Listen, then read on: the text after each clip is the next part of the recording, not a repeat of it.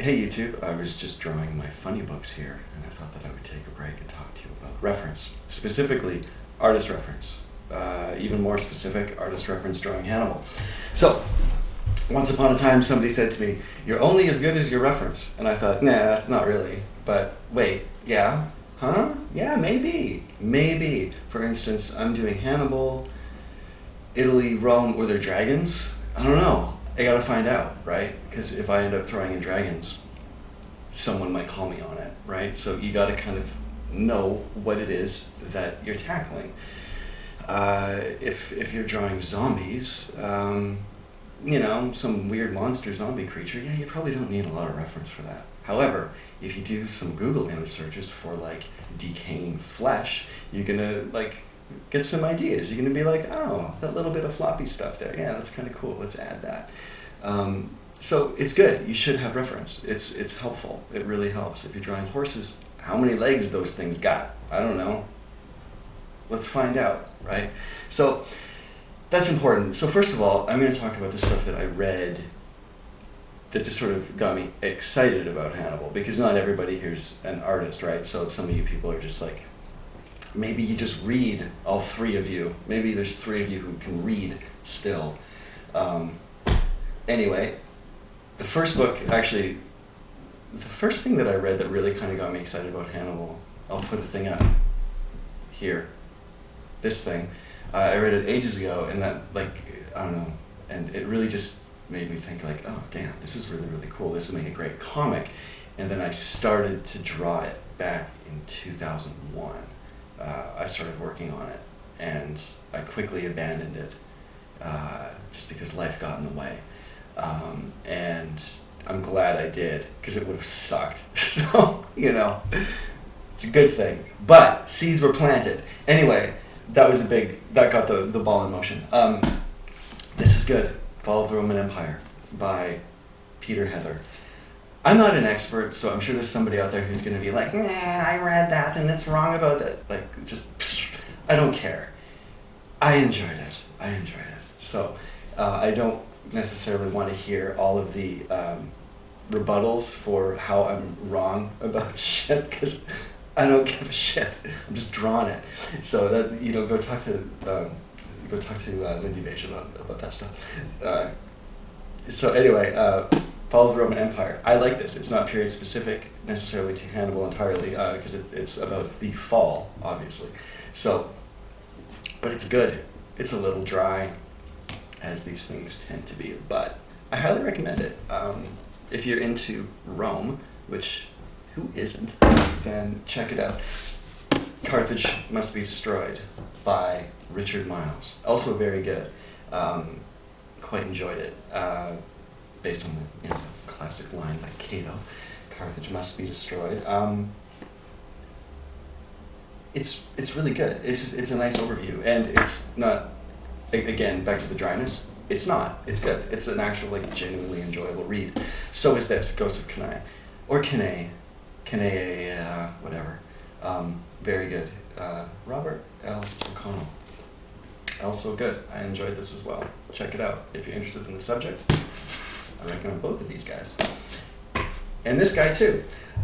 This is a bit different. This is Leonard Cottrell, Hannibal, Enemy of Rome. It's about him doing a road trip.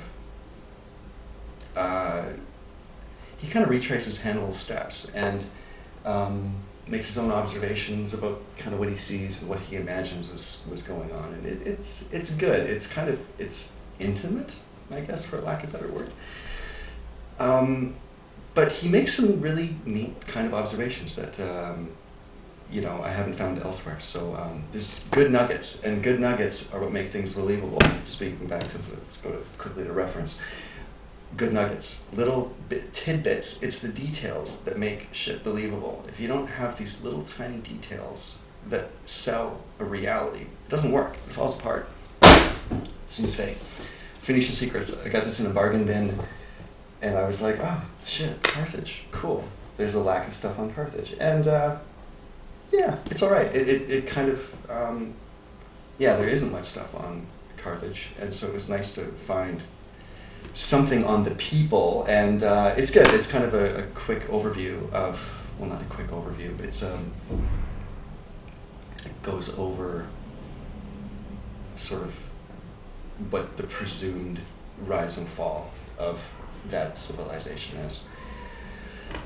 I got somebody's mail today. I bet they're going to knock on my door in 3, 2, 1. Don't. I'm making a video. Don't. Ha! 9 bullets. All right, next up. Adrian Goldsworthy, The Punic Wars.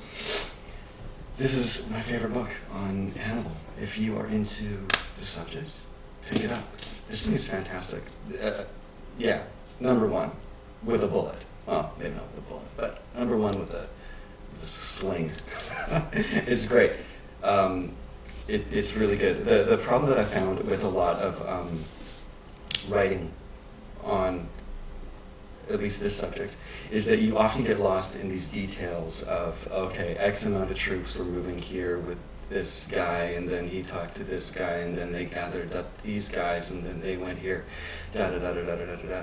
And it's so boring. It's really not. It comes across as so blah, and you forget about the amazing shit they're actually doing because you get lost in these kind of these technical details of numbers and troop movements and all this stuff. But not in this. It's like he actually puts you kind of on the ground, and it's great because it's something that's really lacking with a lot of this stuff. You read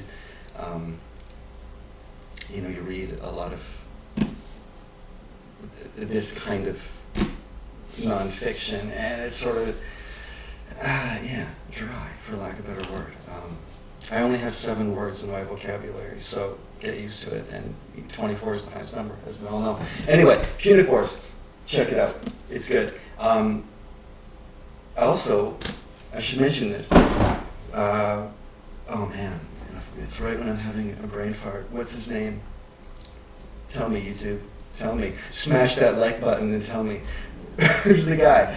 Dan Carlin. Dan Carlin does a series called Hardcore History. Everybody should be picking up his episodes. They're all available for just a few bucks. They're amazing. And he has one on the Punic Wars, which is one of my favorite things. It's so good. It's maybe 3 or 4 hours of Dan Carlin's magic. And if you don't know who Dan Carlin is, just, stop what you're doing and go check it out. It's great. He has a really great one on the First World War, and he goes so deep. And again, he puts you on the ground in this place in time and in history like no one else can. He's great. Anyway, so let's put that aside and let's go into art stuff that I found that's really interesting. And by the way, this isn't the stuff that Lloyd is necessarily using. He's got his own stuff. This is just my own personal stash. So these guys, speaking of Lloyd, he tipped me off to a publishing company called Osprey, and they're kind of like DK here in Germany. DK has like all these little books on Egypt and knights and stuff like that. And Osprey is the same thing, but they kind of go a little bit deeper, and there are these great little, I don't know, how many pages, like 50 pages, 50 to 100 pages, and they're great. And so I picked up a bunch of them. They've got the Carthaginian warrior, war elephants, Roman army of the Second Punic War, Cannae, blah, blah, blah. And they're great. The great thing about them, well, one of the great things about them is that, first off, they're packed full of just pictures. So as an artist, very important, they're packed full of pictures, loaded, full, stunning, beautiful art by people like Angus McBride. This shit's invaluable. This is amazing. So, great stuff. It's very kind of facing the camera kind of art so that you can sort of see what's going on. It's not like kind of dynamic-ish kind of stuff. It's very sort of presented so that you can understand the arms and armor and that stuff. And these are fantastic. I love these things. Just looking at them, it's like kind of get lost. But there's tons of these things, and they're really great. So Osprey, check them out. I think they're in the UK, but Amazon, whatever. Roman military equipment. This is basically a textbook, but it's full of archaeological finds and sort of drawings of what they found, different buckles, fibulae, just this stuff. Back again to the nuggets and the details. This kind of stuff is invaluable because it breathes life into the world, and you understand, the construction of this stuff, and really, really, really neat. Zillions of different kinds of belt buckles. And before somebody looks at this and says, I see there in this corner of this is actually from the imperial something period. Yeah, I know. It's okay. It's a broad, not all of this is appropriate, I understand. So relax. No need to spurg. Anyway, it's really good. As I'm doing the video, I'm like looking at stuff and getting distracted, which is probably not the thing to do. But I'm not a YouTuber. So Roman military equipment by Bishop and Cousteau. Lords of Battle, Stephen Allen, The World of the Celtic Warrior. I picked this up at a place called Battle Merchant in Hamburg. Battle Merchant is super rad. It's full of just like swords and a lot of funny LARPing shit, but also just a lot of cool stuff. I got that guy there.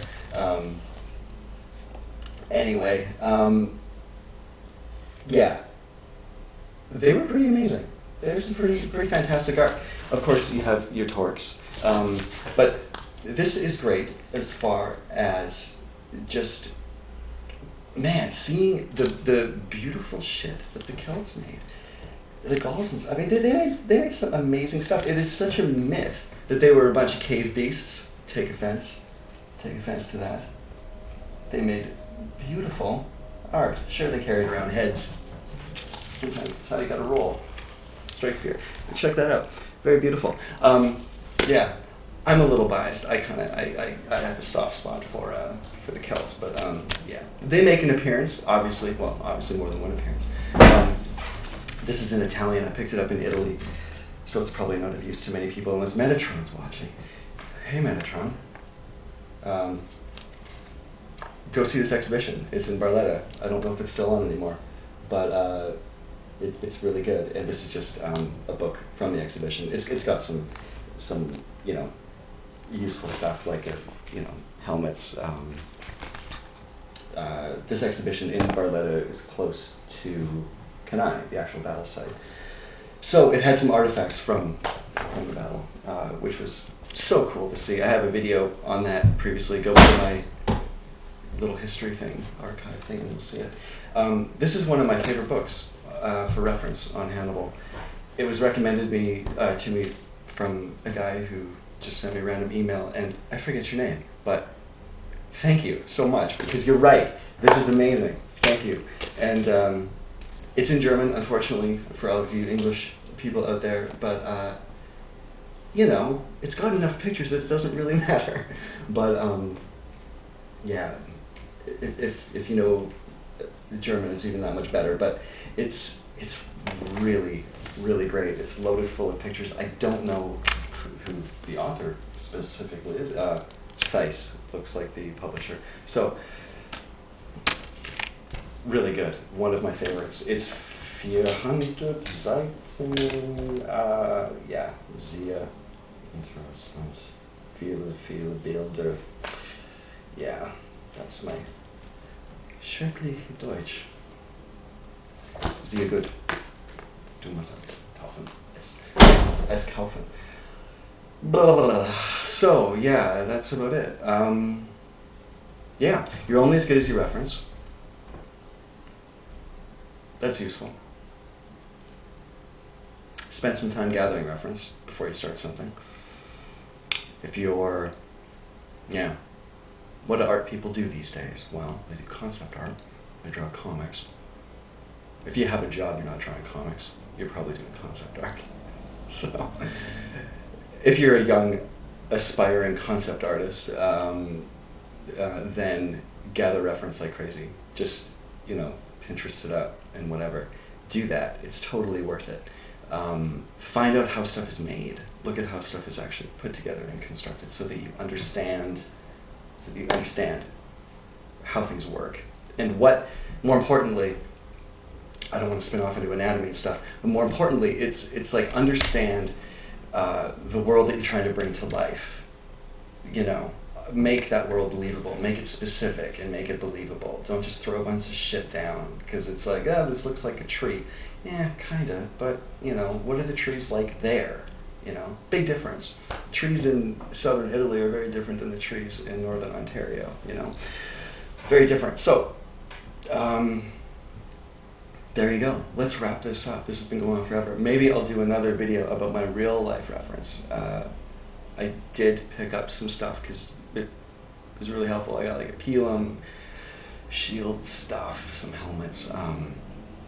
Because it, again, invaluable reference. Dressing up like a goofball in your grabbing your Pelham and your Scotum. It really makes a difference because you see how this stuff actually feels and what it's like to wield it. So maybe I'll do a video on that. But I don't want to blow my load all at once, so let's pace this out. That's it. All right. Thanks, YouTube. Oh, yeah, smash that like button. And just kidding, I'm never going to say that again. That's it. So if you like this stuff, there's probably more to come, so subscribe. All right. I got to get back to drawing my funny books. See you guys later. Adios. Scully.